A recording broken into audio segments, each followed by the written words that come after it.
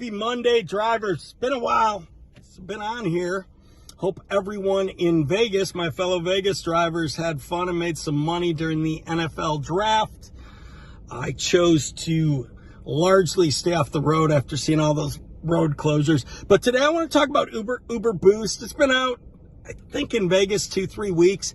I want to share my insight. I actually signed up for a 7 a.m. to 9 a.m. boost this morning because it was $9 and I wanted to try it out, see how it worked for me.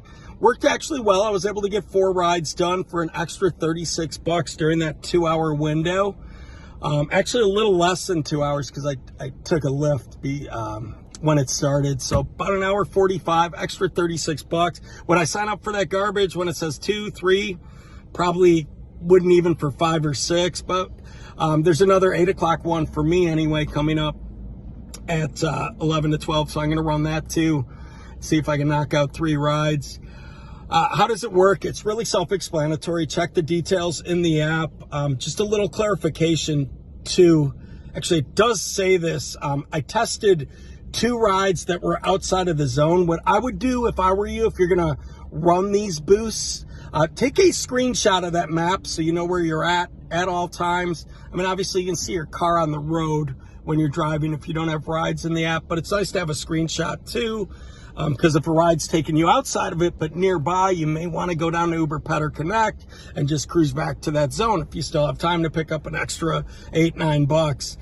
What do I believe Uber's doing with this? They're testing. They're trying to see what type of commitment they can gain from drivers, and they're in a data gathering stage.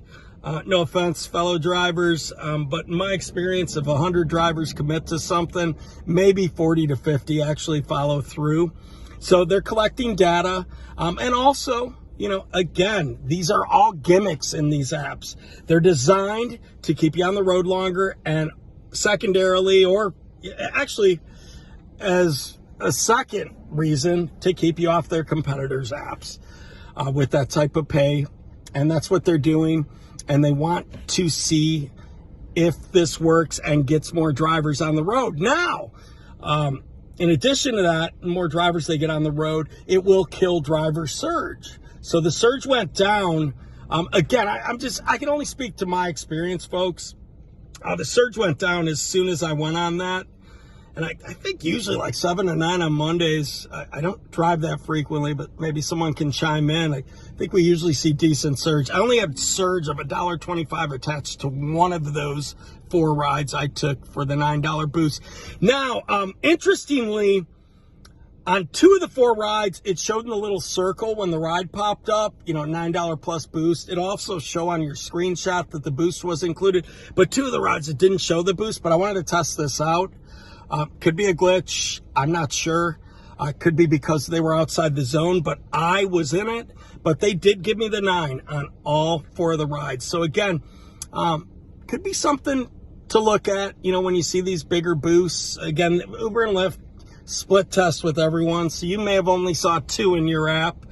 I hadn't done more than 20 rides in the last week and a half. So maybe they threw me a larger boost to try to entice me to get back on the road. That's what they do. The longer you stay off these apps, the more money they throw at you to try to get you back on the road.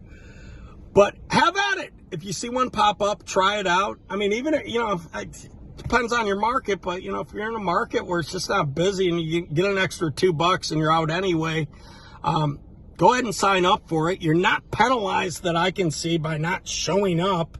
Again, we're contractors, right? Even though everyone had their fucking status levels reset. And I'm at blue because I'm at 5% cancellation. So I can't see where they're going. But there's an easy trick around that anyway. Just use the tight destination filters. I put 66 miles on my car, and about 15 of that was coming to the strip to get to the money zone, not taking rides. And I had to run a slight errand as well.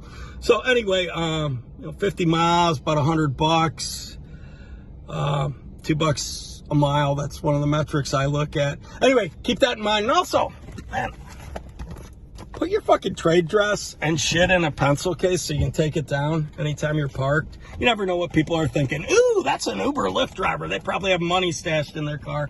There's no reason to draw attention to yourself when you're not on the road. You only need that thing up and in your car when you're out actively taking rides.